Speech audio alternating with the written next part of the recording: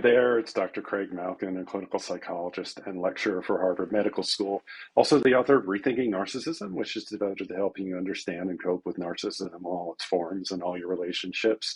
I want to talk today about a concept called need panic. I had a number of questions that people asked me. What exactly is need panic and what do you do about it? If you like my videos, please give them a thumbs up. Remember to turn on the notification bell so you can get notified as soon as I post new ones. I want to start with just a little overview of echoism because this is a discussion that relates to echoism, this idea of need panic. Echoism, if you haven't read my book, Rethinking Narcissism, and you haven't seen my other videos, you want to think of as a fear of seeming narcissistic in any way, fear of becoming a burden in relationships, and as a result of taking this stance psychologically and emotionally, that the less room I take up, better in a relationship. Echoists often struggle to give voice to their own needs and feelings. This is where the idea of echoism came from in the myth of Narcissus and Echo. There was Narcissus, the vain Greek youth who fell in love with his own reflection, and Echo, who was the wood nymph who was cursed to repeat back the last few words that she heard. She fell in love with Narcissus, and like Echo, their namesake, Echoists struggle to have needs and feelings of their own, and they often echo the needs and feelings of others, particularly in a relationship with somebody who's extremely narcissistic. What this means is that in an effort to clamp down on themselves and diminish the sense of having needs, very often people who struggle with echoism hate their needs. They will silence themselves, and rather than express themselves openly about what it is that they want in a relationship for fear of reprisal, for fear of retaliation or criticism, they will bury their needs. This takes a number of forms, and one of the forms it takes is the kind of solid, always there for other people presentation of echoism. This is somebody who is a great listener, who is kind of a rock in your life if you know somebody who struggles with echoism. But it always feels a little bit one-sided, like you're receiving way more than you're giving. And if anything, this is somebody who struggles to kind of put their needs out there. And even if you do try to meet their needs, they find some way to avoid being in the position of being taken care of in that way. So a lot of times this kind of form of echoism is somebody who is a consummate caretaker, but not very clear and open about their own needs. And if you identify with this at all, if this is the brand of echoism that you identify with, then you also know something that I call need panic. If you take somebody who is afraid that their needs will disrupt a relationship, who's afraid of taking up too much room in a relationship, then as soon as they start to feel needs, they're going to get anxious.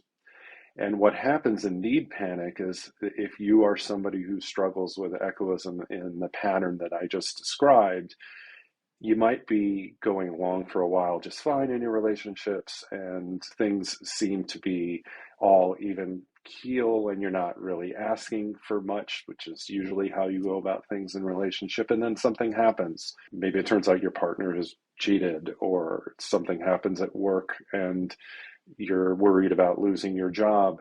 And suddenly all of those needs that really were there somewhere to begin with, but got muted in favor of protecting the relationship, or the idea of protecting the relationship became important. Now those needs become much stronger.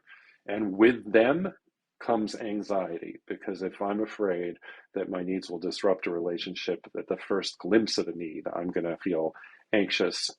Need panic is in an effort to get rid of needs. You feel like you have to have them met right away because that's the easiest way to get rid of a need, right? If I have a need, if I need closeness, if I need to hear from someone, if I need contact, even if I'm the kind of person who struggles with echoism where I don't really do all that much, as soon as I start getting more and more anxious that those needs are pressing, it's going to push me to want to try to get them met right away. And then this leads to paradoxical behavior, confusing to you if you struggle with this, where suddenly you're texting a lot, or you're trying to get a hold of somebody late at night, the person that you're dating or the friend that you're worried about, suddenly in a way that you've never really worried about your connection with them, at least not like this.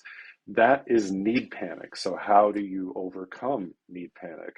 Well, you can hear that part of the key of it is to get comfortable with your own needs at all. That is, we want to take the anxiety out of the expression of the need. They never should have been linked in the first place. No one should feel like it's dangerous to have an expression of need or to act on their needs. That was learned, and it might get reinforced too in a relationship with someone who's extremely narcissistic, who needs you not to need too much.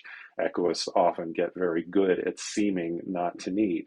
So we want to take the anxiety out of it.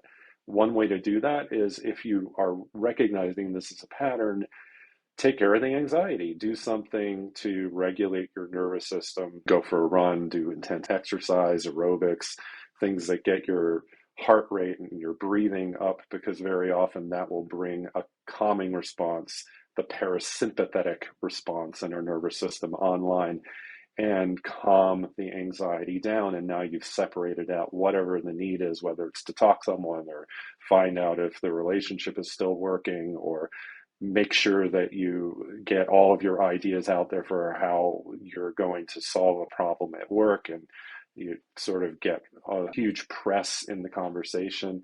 If any of this sounds familiar, you will see as soon as you get rid of the anxiety, now the need won't feel so pressing. Neediness is really just need plus anxiety. Another approach that you can use if you feel that this idea of need panic fits for you is, and this is more of a cognitive technique, ask yourself, what is it you're afraid will happen if you don't act on this need right now? Whether it's to pick up the phone and call someone, or write that email, or speak to somebody at work about the problem this instant. What is the worst fear about what will happen? Very often, if you articulate that need and name that, you'll see that the anxiety is misplaced or something is overstated there. And that can calm the need panic down as well. Yet a third option is just do something to run interference.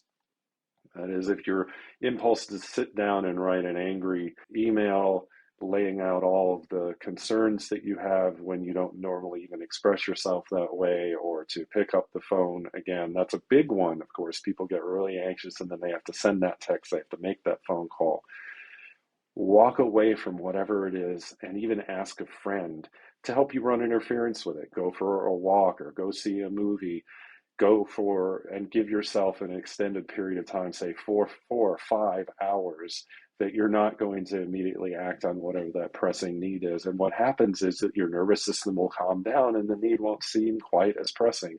And if you keep doing that, it can break the link gradually between the anxiety and the need, which is at the heart of what a need panic is. So I hope we found that helpful. If you do, please like and comment. That's where I get these ideas for my YouTube videos anyways, building on the conversation. So I look forward to sharing with you more.